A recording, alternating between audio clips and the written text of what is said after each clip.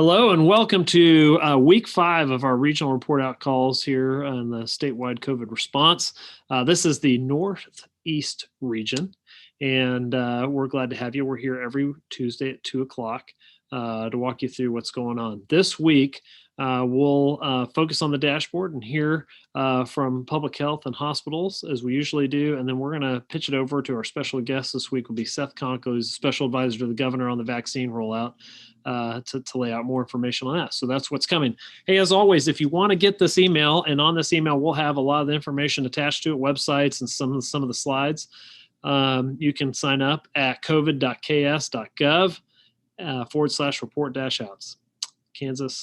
covid.ks.gov /report-outs. Okay, let's start with the dashboard here. Let me pull that up for everybody. Okay, so looking at our dashboard for this week, we can see the staffing shortages. I'm hearing this anecdotally as well. Not as high a concern, still some concerns out there, but not at the necessarily as broadly at the critical levels as we were seeing before. And now I'm going to come across here, and I think it's helpful to kind of know where we were last week on some of these numbers. So when you think about the patients with confirmed or suspected COVID. Last week, this number was at 172. Now it's at 161. So that's heading in the right direction, though you'll see that a lot of these are sideways kind of movements. ICU beds with suspected or confirmed COVID patients last week was at 29, this week at 29. When you look at adult staffed ICU beds available, last week we were at 24, this week we're at 27. So we're 23% range still for this area on ICU bed availability. More concern down here. Last week, 3,147 new cases in this region. This week, 3,731. That's not good. And we're getting back up near these levels that we saw in November that have created a lot of the headaches and issues as it kind of comes downstream here into the hospital system. And so we'll be watching that closely. The positivity rate by the KDHE site last week was 12.5% for this region. And so there's the report card really for the Northeast region. Again, just these are on the backside of that, or the second page of that dash. You can see the percent positive in each county, and then the ICU bed census, non-COVID versus COVID. And a lot of non-COVID patients, that's normal this time of year. And so you can just understand where we're at. So with that out there, let me come back here and let's kick it over to our friend Derek in Public Health to give us kind of color from that side. Derek? Thanks, John. Thanks for having me again. I think it's perfect that you mentioned the case count there kind of continuing to rise here in our region. I mean, that's reflected here in Shawnee County as well. Unfortunately, we've so far in January 2021, we've had, as of last evening, 1,566 new cases, and that's averaging about 142 a day. And so to put that into perspective, we had a pretty big jump here back in November, and we were trying to keep our heads above water then. At that point, we were averaging only about 125 cases a day. So we're about 15 to 20 cases on average more a day at this point. So I can't stress enough to help us out with practicing mask wearing, washing your hands, watching your distance. I do know hospital ICU capacities. I can speak to that here in Topeka, running pretty high in the upper 90% area. So some sad news, unfortunately. I was privy to some information that an American is dying roughly every 27 seconds from COVID-19. Very eye-opening statistic and very sad. Here in Shawnee County, we've had 53 deaths reported to us since December 28th, and that's 53 out of a total of 248. So about 20% of our total deaths have been reported to us just roughly here in the last 2 to 3 weeks. I can speak maybe a little brighter note that our vaccination efforts do continue here in Shawnee County, working closely with some of our private providers our federally qualified health center here in Shawnee County, which is Grace Med. And we're working on still phase one, obviously.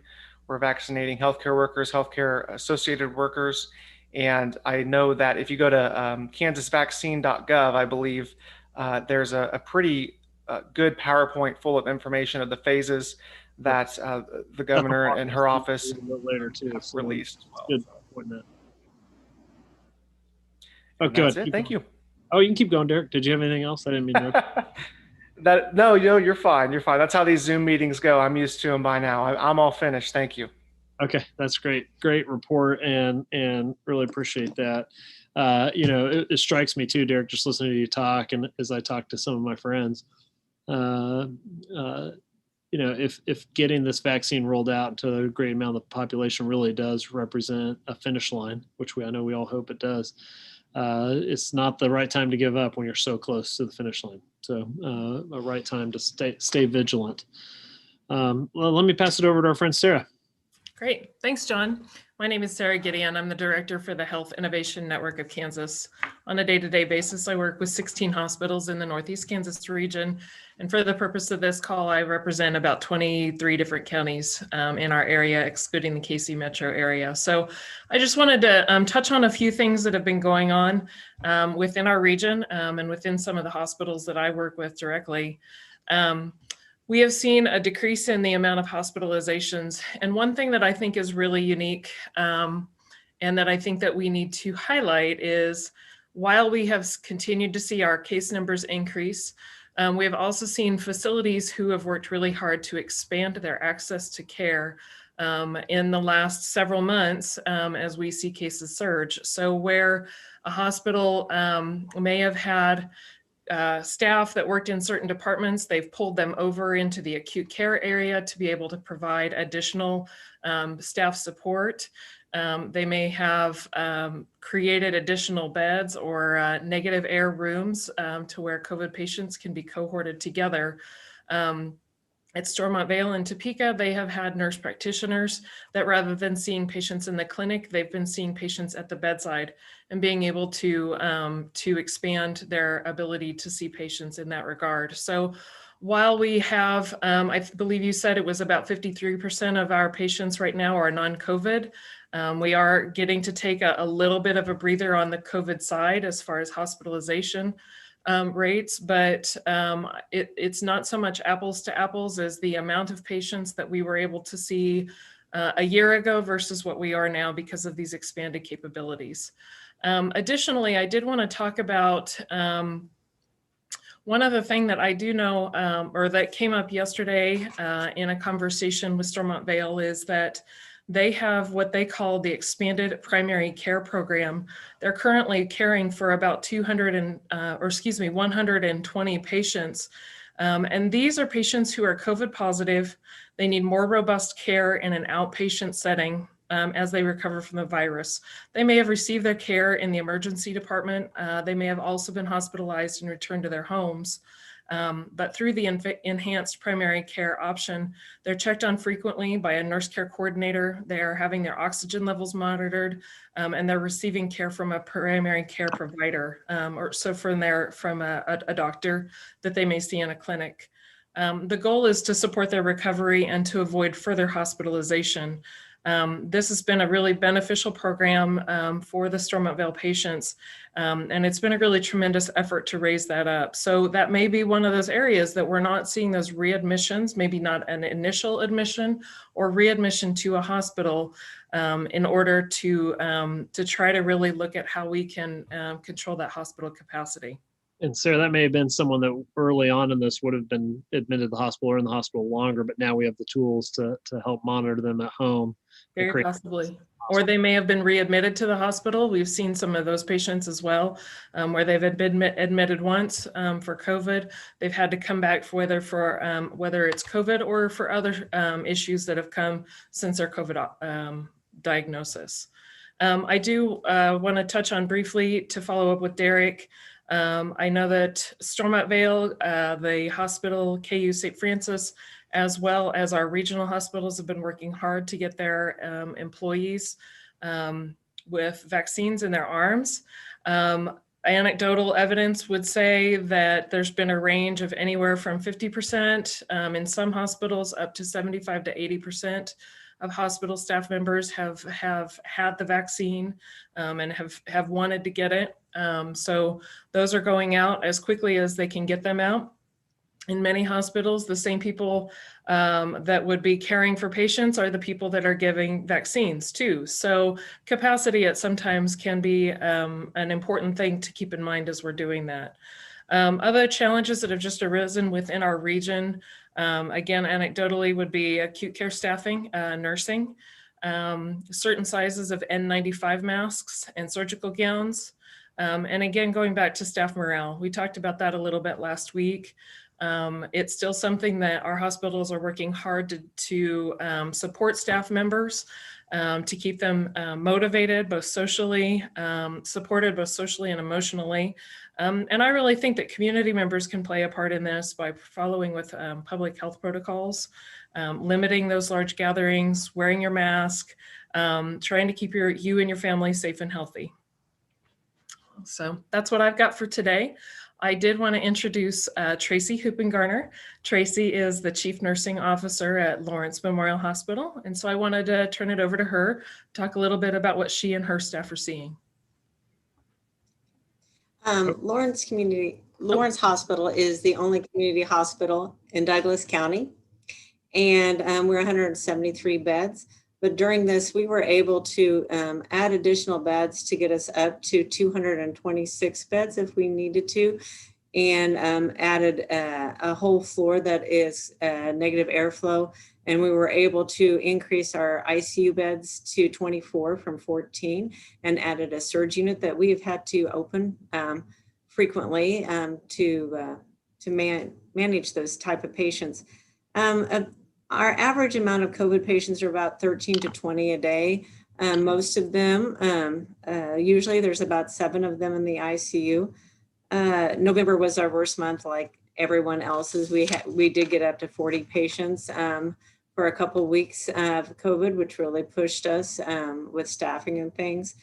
Very early on, we set up Incident Command clear back in March and have operations. So we've continued having our Incident Command and operations meet daily to work through things. And we also have our own respiratory evaluation clinic, drive-through clinic to do testing. And we just opened a second one also. So we do about 250 drive-through tests a day through that clinic. And we also do our employees through that clinic. So we're able to get those results quickly, because we did find that needing to get people back to work quickly is very key in this.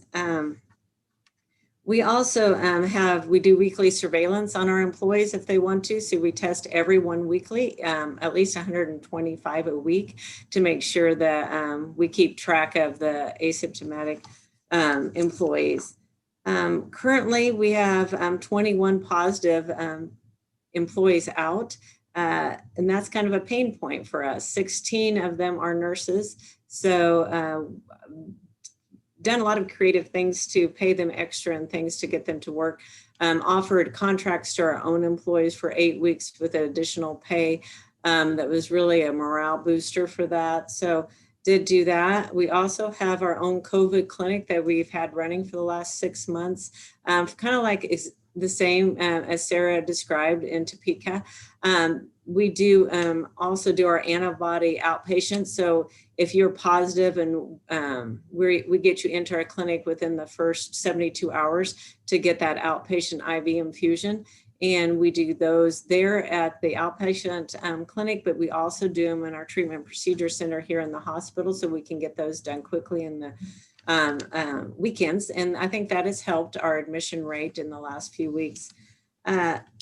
We did in the middle of all this, sure appreciated the state support. We had pain points of not having enough ventilators at one time, and they were able to get us 4 vents in 30 minutes, which was very, very helpful, very quick. We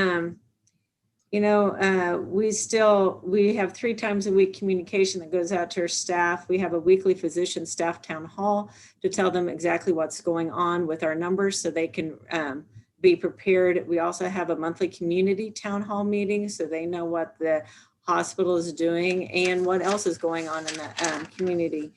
We have also been very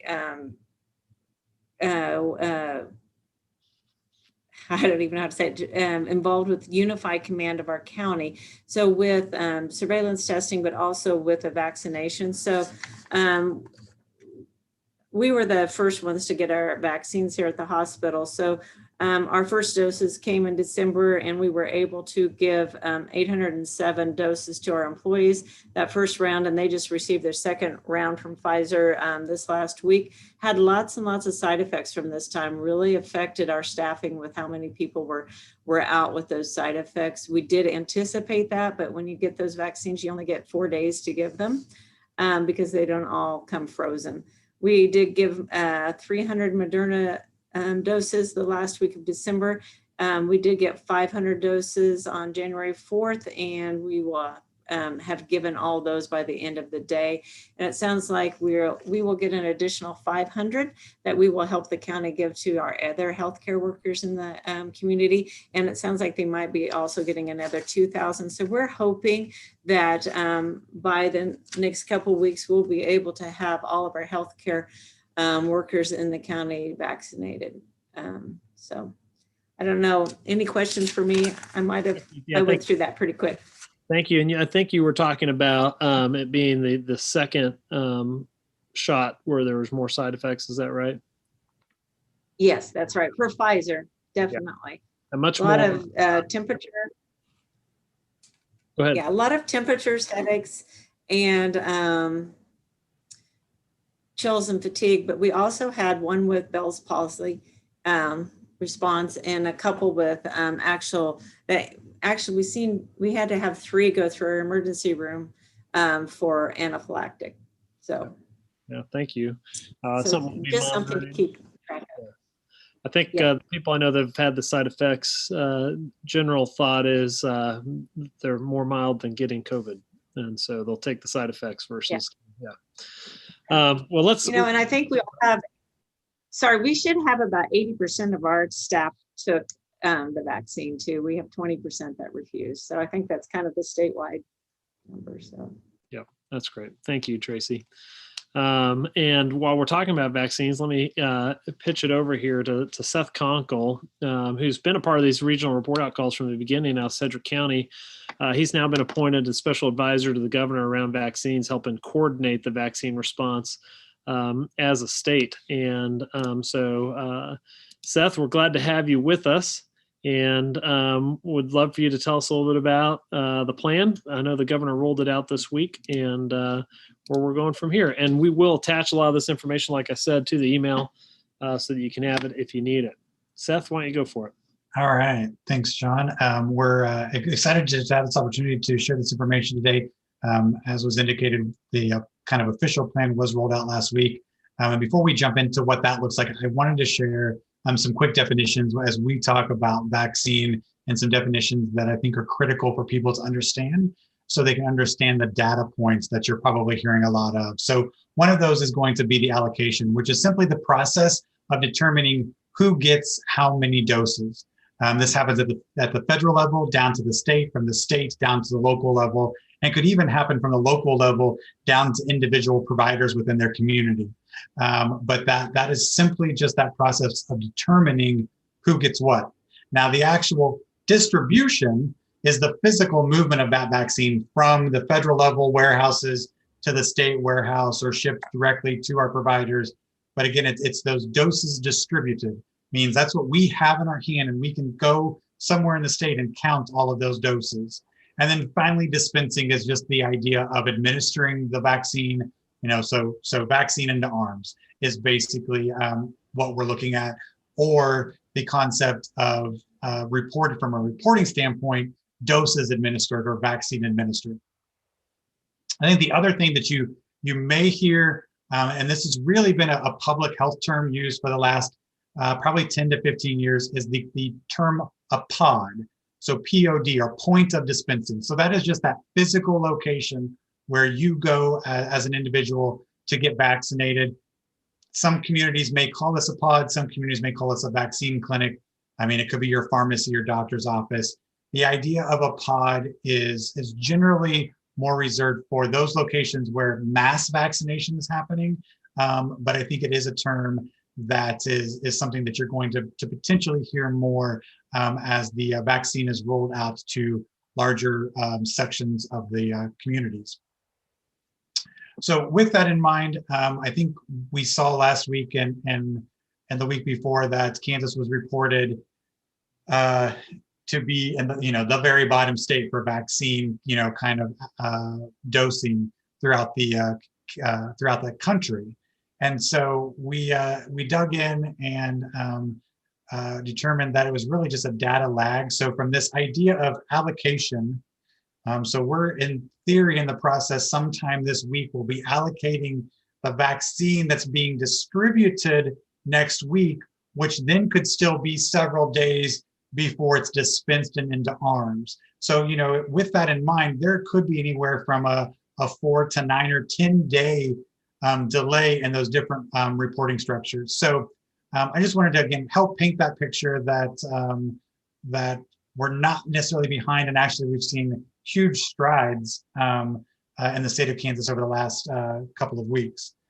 I think the other big thing that was rolled out as part of that plan is the new vaccine website where all residents from Kansas can go to get Kansas-specific vaccine information. And so that website is kansasvaccine.gov. Again, kansasvaccine.gov. I'm going to jump into a couple of critical pieces that may help answer several questions that we know are out there right now. But before I do that, I wanted to kind of share, here's where you can see currently the number of people or the number of Kansans that have received vaccine. So we're just over 84,000 as of yesterday.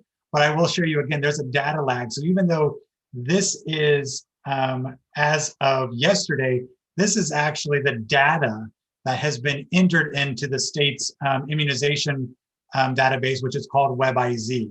So for all those people that actually had a shot yesterday, in some communities where there are electronic reporting systems, that data may have been counted, but for those that are using paper format, those may not show up in that WebIZ for the next day or two. But and Seth, let me ask you a question on that. When you say 84,000 doses, some of those might be second doses. I know like in some hospitals, the second round of Pfizer shots are going out. Would that be correct? I don't want to. Maybe you I can don't tell know. us. I just want to make sure if that's people or if that's doses. So.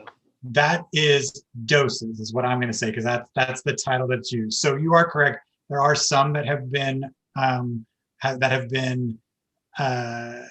vaccine twice, or what we're considering fully vaccinated. And I will share that this is one data point.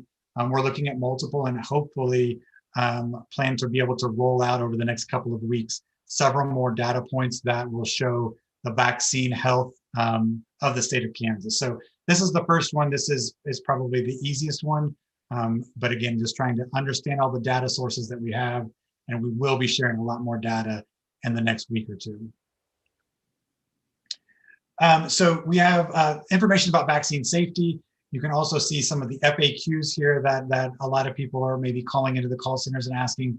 And then finally here on the right, you'll see some opportunities to read some information about fact or fiction, maybe some vaccine myths.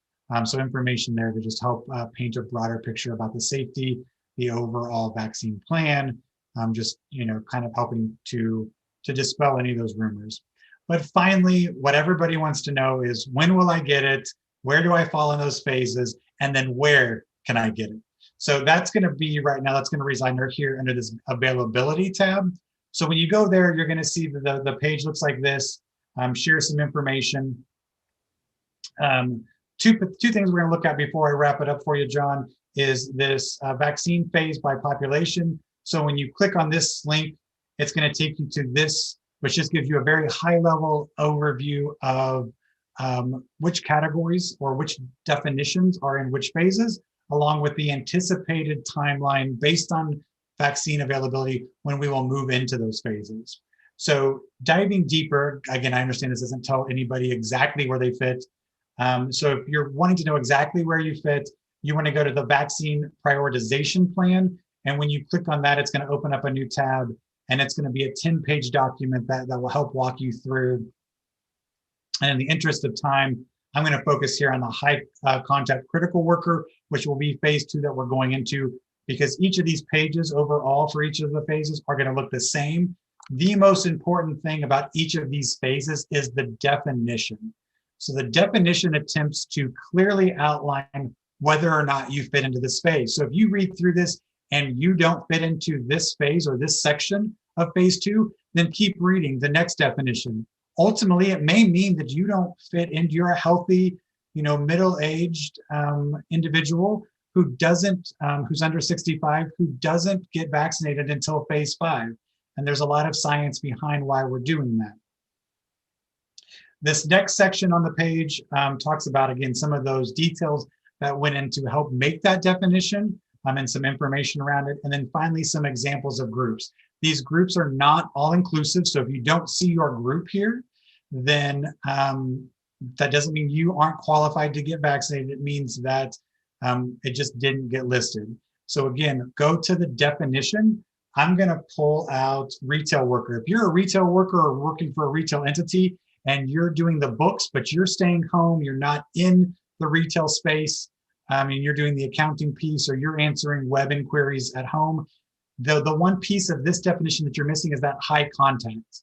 So you, in your specific case, would not fall into this. So you really do have to meet the entire piece of each of the definitions to determine where you fit. Again, as we have more information, we will share it.